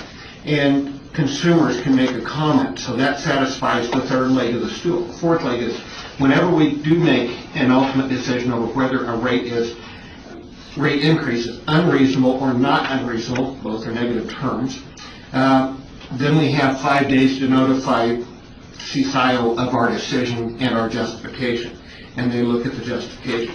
If there's a rate increase that's 10% or greater for this year, starting last June, that rate filing also has to go to CSIO, that they look at us to do the analysis and make the determination. If we did not have that effective rate review process approved by them, they would do the analysis, not us. They would advise us. So we do have an effective rate review program. That wasn't where I was going. I was just trying to say that I know, if it's there, shouldn't you mention that it's been blessed so that when someone comes back with the recommendation to the board, that you can say that the decision was validated because of this, I'm going to use the term accreditation by society. Or does it not matter? Because there may be a lot of noise in the future around, the rates and why did somebody get an increase, why didn't somebody get a decrease, and was it prudent to be able to say that all of these things have been certified and that's why we're moving forward with this recommendation? For the record, John Hager. Currently, the DOI already does the rate review for any plan that's offered in the market today. I think the decision on whether to add another layer to the rate review process and require a review by the exchange is more of a business case. And so it does make sense that you want to know if they're certified under all of these different requirements. However, I think, though, if you say that the advisory committee recommends to the board that the DOI conduct the rate review process as required by the Affordable Care Act, I think that covers it. So any requirement of the Affordable Care Act, they'll make sure that it happens. Obviously, the exchange doesn't have staff, doesn't have actuaries to be able to do this. The model for the exchange is a very lean organization that most of the items are outsourced, and so we could theoretically get actuaries to insure bronze, silver, gold, platinum, although I think it makes sense to take advantage of the economies of the processes that are at the DOI. Because the DOI indicates that they are in support of doing it, to me there's no real reason to not move forward with this recommendation as long as they follow the requirements of the Affordable Care Act. Do we have any questions from Las Vegas? Any other questions here in Carson City? Comments? As noted by our Deputy Attorney General, if we want to move forward with the recommendation at this point in time, we can. Is there an interest by any of the committee members for a motion to recommend this on up to the board? For the record, Steve Woodley, I make a motion that we go ahead and make a recommendation to the board. Okay. Thank you, Mr. Woodley. Do we have a second? I'll second that, Dan Ingram. Thank you, Dr. Ingram. All right. Any other further comment? There being none? Madam Chairperson, just for the record, we need to put in what the recommendation was. Okay. I'll read into the record the recommendation from staff, and that reads, staff recommends the advisory committee recommend to the board that the DOI, which is the acronym for the Division of Insurance, conduct the rate review process as required by the ACA in a manner prescribed by the DOI. With that, I will call for the vote. All those in favor? Aye. Aye. Aye. Are any opposed? Motion carries. Thank you. Mr. Hager? Item number 8 is a market review.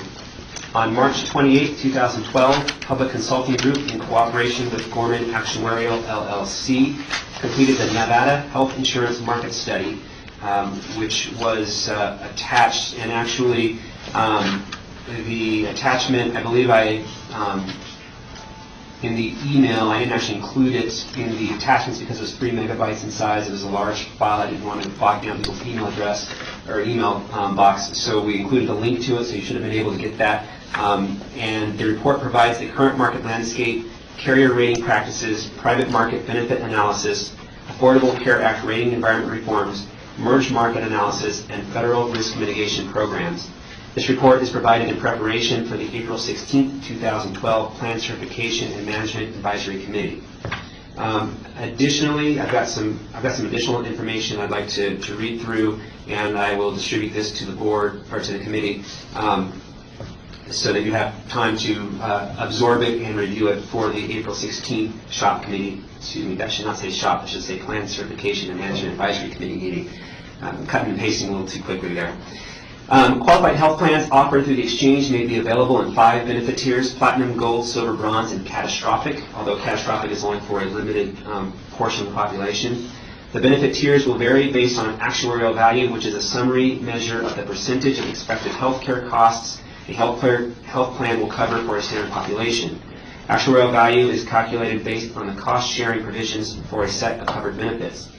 While all non-grandfathered health plans offered in the individual and small group markets, both inside and outside the exchange, must cover the essential health benefits and must fit into one of the metal tiers, each benefit tier will have different types and amounts of cost sharing. For instance, if you have a bronze plan that has a very low deductible but high coinsurance, you might also have a bronze plan that has a very low deductible with very low coinsurance. So it could work different ways. Platinum plans will pay for 90% of the cost of care for the average enrollee. This means that a person enrolled in a platinum plan would pay on average 10% of the cost of care through co-payments, coinsurance, or other types of cost sharing, and the carrier would pay for 90%. Each enrollee's actual out-of-pocket expenses will vary depending on the health care needs and their use of health care services and supplies. And we discussed earlier that there's the gold, silver, bronze, and their levels. The catastrophic plans, which are limited to individuals aged 30 or younger and people who are exempt from the health insurance mandate due to affordability, will be high deductible health plans. A health plan with an actual value of 90% has relatively modest cost sharing. For example, primary office co-payments might be $20. Inpatient hospitalization co-payments could be $250 per admission. Outpatient surgery payments could be $50 per procedure. And prescription drug co-payments might be $10, $25, or $50 per generic preferred brand name and for non-preferred brand name. Just as an example, they would vary by plan, but as you get up in the middle tiers, the variations it can provide are fewer and fewer because so little of the cost is paid for by the enrollee. As you get lower in the levels, the cost sharing can be structured much differently, and the amount of deductible could be a lot higher, or the amount of coinsurance could be a lot higher, co-pays, etc. The federal government has recently issued a bulletin on actuarial value and reduced cost sharing. The bulletin describes the manner by which actuarial value may be calculated using standard claim data set and an actuarial value calculator, which will be developed by the Federal Department of Health and Human Services and may be available to exchanges and health insurers. However, state exchanges are provided latitude in determining the extent to which cost sharing may be standardized within each benefit tier. So, for example, to make things easier on the consumer, the committee might decide to recommend that we standardize deductible levels, or we standardize copay levels. The concern with that is you're forcing the carrier to meet a specific requirement, and it might make it more difficult for them to meet the actuarial value for the tier levels. They only have a small buffer, and I don't know if it's plus or minus 2% or 3%, something like 2%. So they can't have a plan that's worth an actuarial value of 75%. It has to be 70 plus or minus 2% or 80 plus or minus 2%. So if you start prescribing specific deductible levels, it might make it difficult for them to adjust the other items in their plan to meet the actual amount. On the other hand, if you're a consumer going online, you say, okay, I want to pick a silver plan, so I get kind of an idea of how much I would pay on average. And now you've got all these plans with all these wide-ranging deductibles and coinsurance. It might be difficult for a person to understand what it means.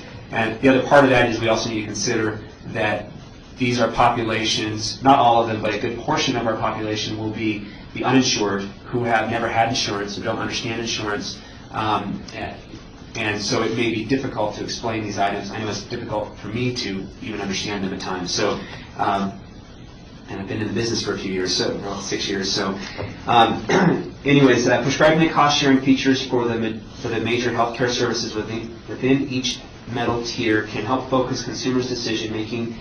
A comparison of premiums, differences in provider networks, making them focus on differences in premiums, provider networks, quality of service, and reputation of the insurer. Advocates have argued, particularly within the individual market, that standardizing cost sharing will be helpful to consumers, many of whom will be purchasing insurance for the first time. While a standardized approach may help focus consumers on a limited set of factors in choosing a health plan, this approach may stifle market creativity and reduce the consumer's ability to trade off one type of cost sharing for another type of cost sharing. So it sounds like I summarized that as written. Although standardizing benefits may be desirable from the perspective of helping consumers navigate what can be a confusing purchase, being overly prescriptive and micromanaging the product design within the exchange may result in products that are out of sync with the market and may stifle innovation. The products offered the broader health insurance market change. The products offered in the health insurance market change frequently, and it will be important for the exchange to stay abreast of market conditions in order to meet consumer preferences. So the three key issues that Nevada might consider: health insurers' participation in the exchange is voluntary, so if we're overly prescriptive, they might not participate in the exchange. We've got no product to sell. The exchange is not an exclusive market. They don't have to play in the exchange. They can play outside the exchange with non-qualified health plans. It's simply a distribution model. So again, without a product to sell, we don't have any revenue. We don't have a business. The size and composition of the exchange market is unknown. While estimates of exchange enrollment have been developed, a number of variables, state-level policy decisions, federal regulations and guidance, and the behavioral responses of individuals, businesses, and health insurers to the meaning of incentives and penalties in the Affordable Care Act will impact the population seeking to enroll in coverage through the exchange. To our knowledge, to date, no state has yet developed a specific plan with regard to the extent which cost-sharing features may or may not be standardized on their exchange. Maryland convened a number of advisory committees in 2011. One of them was responsible for considering the rules under which benefit plans should be offered inside and outside the exchange. The committee noted that wide benefit differences between the plans could generate greater adverse selection. Among the committee members, there was a strong support for standardizing plan design to reduce adverse selection and to make comparing plans more user-friendly for consumers, thereby increasing access. However, the Maryland Exchange has not yet finalized a decision on this issue. If we were to use the adverse selection argument as a basis for standardizing plan design, I think if that were the basis, I would want to have the carrier's opinion on that if they think that that makes sense. That item is there to protect the carriers, obviously, and to protect the increase in premiums. So we would certainly want to have their opinion on that. Maybe we can get a few of them in the room next time, or I can get their opinion offline in general. Of the existing exchanges, both publicly and privately administered, the approach to benefit standardization varies from highly standardized with limited choice of plans in Massachusetts to highly standardized with broad choice of plans in Connecticut to completely unstandardized with broad choice of plans in Utah. It should be noted, however, that the Massachusetts exchange is the only one of these three that offers coverage in the individual market. Both Connecticut and Utah offer only coverage in the group market, so they only have a shop exchange. The Massachusetts Health Connector, or their exchange, sets the cost sharing for major service categories for its product offerings and currently provides consumers with 6 benefit tiers with different levels and types of cost sharing. While consumers have a number of health plan choices, that choice is limited to the 6 plan designs established by the Connector Board. One of the most successful private insurance exchanges, run by the Connecticut Business and Industry Association, uses a standardized cost sharing approach. Currently, CBIA's Health Connections program offers employers up to 25 different health plans from which to choose. The 2 carriers that currently participate in Health Connections agree to offer these standardized products. On a regular basis, however, the products offered by the CBIA are updated to reflect current conditions. The Utah Exchange, in contrast to both of the other 2, allow carriers to offer any health plan they choose to make available on that state's exchange. There is no cost-sharing standardization, although like the CBIA program, the Utah Exchange is not available to individual consumers. The market for the Utah Exchange is limited to employers and their employees. While the essential health benefits and actuarial value levels will bring a degree of standardization to the individual and small group markets, there are near limitless combinations of co-payments, deductibles, and co-insurance features that health plans can use to meet the ACA's actuarial value targets. Health plans in the market today can include separate in-network and out-of-network deductibles, separate in-network and out-of-network co-insurance with different limits, and multiple co-payment options for primary care visits, specialist visits, inpatient care, ambulatory surgery, emergency room visits, prescription drugs, mental health care, etc. However, it is quite likely that the health insurers will not offer all of their individual and small group products on the exchange. There will likely be some self-imposed limits on the number and types of health plans that carriers are willing to offer on the exchange. Nonetheless, even within this narrower group of products offered through the exchange, significant variation may exist. The exchange may need to balance the desire to offer consumers broad choice with a recognition that new consumers, many of whom will be first-time purchasers of health insurance, will likely need personal assistance in making informed decisions. The broader the options available to the consumer, the more time and support consumers may need in narrowing their options and enrolling in a health plan that best fits their need. One option to consider is for Nevada's exchange to develop standardized plan designs with specific cost-sharing features at each of the metallic tiers, while allowing carriers to offer plan designs of their own choosing as well. This approach would allow consumers to compare the same plan designs across carriers, helping consumers focus on cost, quality, and access, while also providing consumers the opportunity to evaluate different types of cost sharing within a metallic tier. While outside the scope of this analysis, the exchange should also consider allowing carriers to offer different plan designs in the individual market vis-a-vis the small group market. There are currently different purchasing patterns between these two groups, and the exchange will need to consider whether it should offer individuals and small groups a different array and potentially a different number of qualified health plans. So the decision regarding the small group market would be a decision for the shop exchange. However, the decision on how to standardize cost sharing generally on the exchange would be a matter for this committee to consider at the April 16th meeting. The recommendation was, to summarize again, well, I'll back up. The Affordable Care Act requires that each carrier that offers a plan on the exchange offer both a silver and a gold level plan. It does not require specific cost sharing requirements based on deductibles, co-insurance, and co-pays, although it does require the actuarial value be standardized.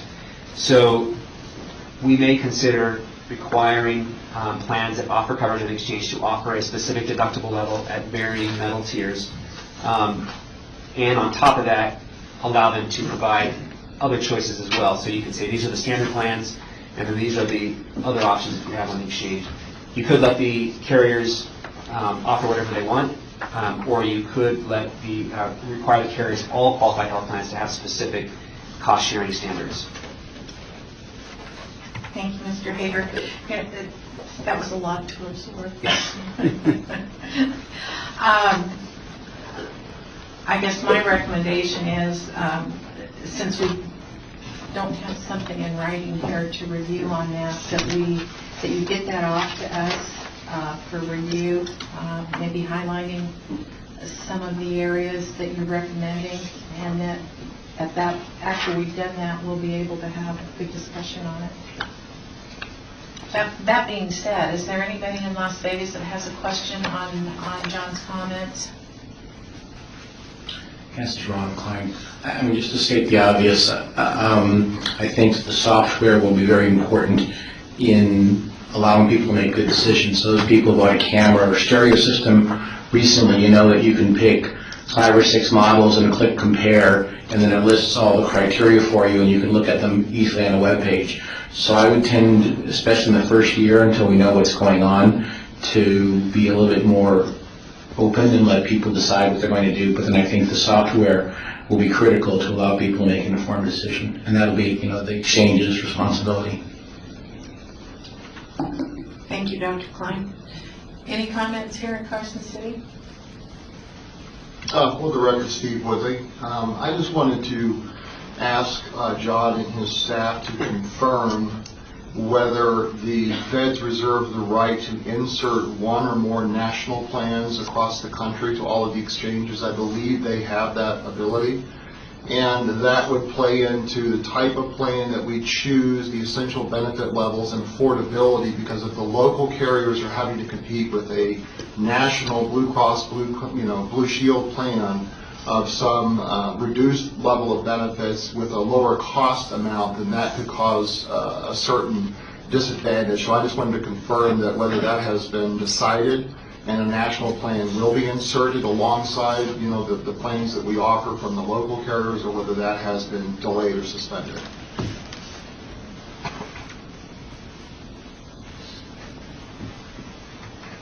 For the record, John Hager, that's actually the first time I've heard about a national plan being inserted into it. Mr. King? Cliff King Division of Insurance, we're not sure exactly where that's going. There's so many things up in the air right now. When we received that regulation a couple weeks ago, we thought we knew what our 10 plans were for comparison. That's changed because you can't include an association plan in it. So there's so many things in the air right now, I can't definitively say what's going on.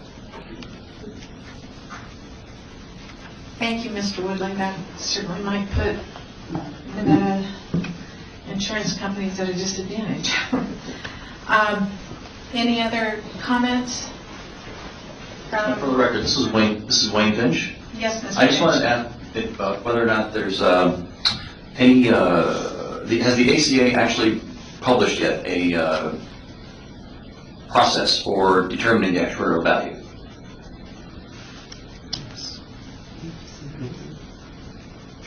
Cliff King Division of Insurance, there was a regulation that's been promulgated and published. However, it's one of those interim, final, not yet adopted kind of things.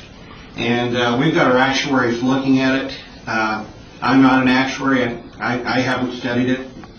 Probably won't, but that is a process that started, but it's certainly far from finished. I guess this is Wayne Finch again. Our concerns are that in order to do some work preparing for some decisions on this topic, all the different parties at the table here are going to require to understand what benefits are going to fall into what metallic level, and the key to that is having the necessary tools to make that evaluation. So further to that, I would also question with respect to HMOs, ability to meet 60%, the bronze metallic level. There's also some state regulations that some means testing that require certain levels of benefits to be provided in an HMO benefit coverage.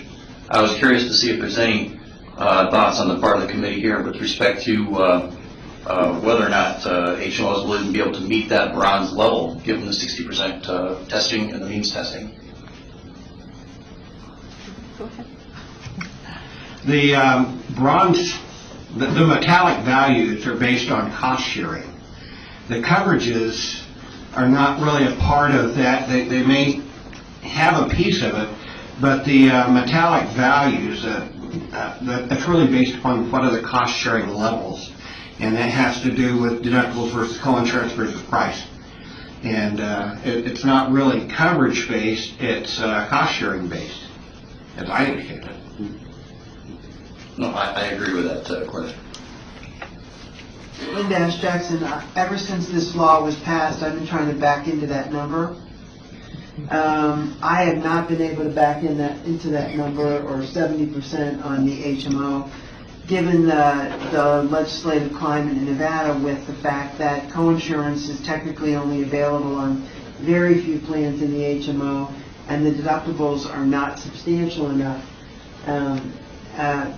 based on that. So I was wondering whether or not we were going to get any legislative change to try to put those in there, or in fact we'd be offering primarily PPOs in the exchange that allow greater cost sharing, which is because we've all been trying to get to that number and I can't find it.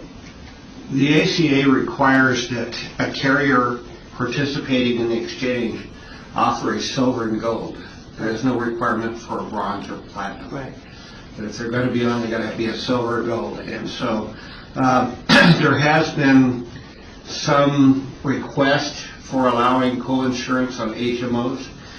Right now, according to our law, there is none. Right. And that may be visited during the 2013 session. It has not been decided. Thank you. Do we have any other comments or questions for Mr. Hager? John, we don't have to do anything with this item right now, then. Okay, fine. Then let's move on to... You can't take an action on this? absorb half of it, but we'll get there. Anyway, item number 9, discuss and approve and provide direction regarding statements of fiscal impact for recommendations to the board. For the record, John Hager, again, as stated in the previous committee meeting, this item is a standing item that we're going to keep on all of the agendas, just so that we always have clear the necessity to ensure that we understand the fiscal impacts, not only to the state, but as well as to the consumers, the carriers. All of this stuff shifts costs. Anytime you make a change to insurance, you shift costs from one group to the next. Sometimes you can reduce costs, and that's hopefully the case, but we also have to realize that there are organizations or individuals that will assume a greater cost because of this. So it's just a standing item to remind everybody to keep in mind the fiscal impacts. Thank you, Mr. Hager. Do any of the members wish to have discussion on other topics to be presented at future meetings? Any in Las Vegas? Okay, then we're at the point now for public comment. Is there any public comment in Las Vegas? I see none. Thank you. How about here in Carson City? No public comment here. There being no further business for the committee today, I will adjourn the meeting. Thank you to everyone for your participation and preparation for these meetings.